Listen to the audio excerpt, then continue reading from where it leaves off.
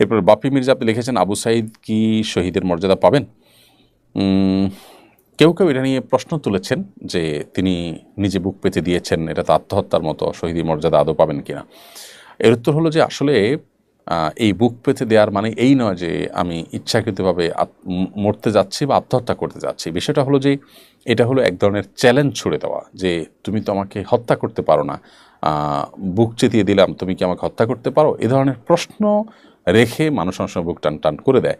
তো একজন মানুষ তিনি বুক টান টান করে দিয়েছেন কারণ তিনি জানেন যে এখানে যিনি হত্যা করতে আসছেন তিনি আইনত ইসলাম শরিয়ার দৃষ্টিকোণ কোনো বিচারেই হত্যা করতে পারেন না, যার কারণে তিনি বুক টান টান করে দিয়েছেন। এটা একরকম চ্যালেঞ্জ হিসাবে, অতএব এটা আত্মহত্যা হিসাবে বিবেচিত হবে না। এরপরে তিনি যে খুনের শিকার হলেন সেই কারণে নিজের ন্যায্য অধিকার চাইতে গিয়ে যে খুনের শিকার হলেন তার জন্য তিনি আল্লাহর কাছে শাহাদাতের মর্যাদা পাবেন ইনশা আল্লাহ তাআলা।